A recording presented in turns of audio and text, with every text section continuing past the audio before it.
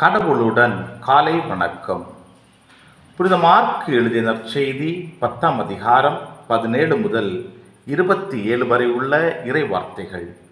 அக்காலத்தில் இயேசு புறப்பட்டு சென்று கொண்டிருந்த போது வழியில் ஒருவர் அவரிடம் ஓடி வந்து முழந்தால் படியிட்டு, நல்ல போதகரே, நிலை வாழ்வை உரிமையாக்கிக் கொள்ள நான் என்ன செய்ய வேண்டும் என்று அவரை கேட்டார். அதற்கு இயேசு அவரிடம், நான் நல்லவன் என ஏன் சொல்கிறீர்? கடவுள் ஒருவரை தவிர நல்லவர் எவருமில்லையே. உமக்கு கட்டளைகள் தெரியும் அல்லவா? கொலை செய்யாதே, விபச்சாரம் செய்யாதே, களவு செய்யாதே, பொய் சான்று சொல்லாதே, வஞ்சித்து பறிக்காதே, உன் தாய் தந்தையை மதித்து நட என்றார். அவர் இயேசுவிடம், போதகரே, இவை அனைத்தையும் நான் என் இளம் வயதிலிருந்தே கடைபிடித்து வந்துள்ளேன் என்று கூறினார். அப்போது இயேசு அன்பொழுக அவரை கூர்ந்து நோக்கி, உமக்கு இன்னும் ஒன்று குறைபடுகிறது. நீர் போய் உமக்கு உள்ளவற்றை விற்று ஏழைகளுக்கு கொடும். அப்போது விண்ணகத்தில் நீர் செல்வராய் இருப்பீர். பின் வந்து என்னை பின்பற்றும் என்று அவரிடம் கூறினார்.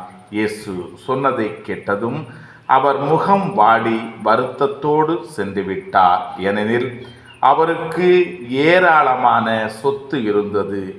இயேசு சுற்றிலும் திரும்பி பார்த்து தம் சீடரிடம், செல்வர் இறையாட்சிக்கு உட்படுவது மிகவும் கடினம் என்றார். சீடர்கள் அவர் சொன்னதை கேட்டு திகைப்புக்கு உள்ளானார்கள்.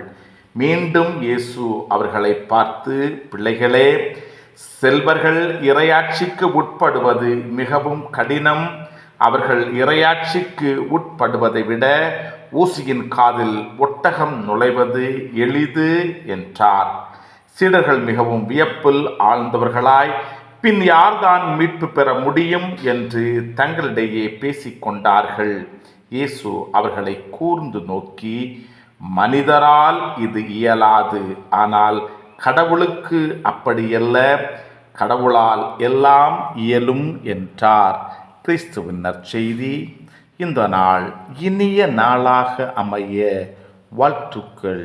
பல பல புதுமைகள், பெருமைகள், இனிமைகள் இறங்கிய நல்ல நாள், ஒரு நல்ல நாள், நம் தேவன் தந்த நாள். இது நல்ல நாள், ஒரு நல்ல நாள், நம் தேவன் தந்த நாள்.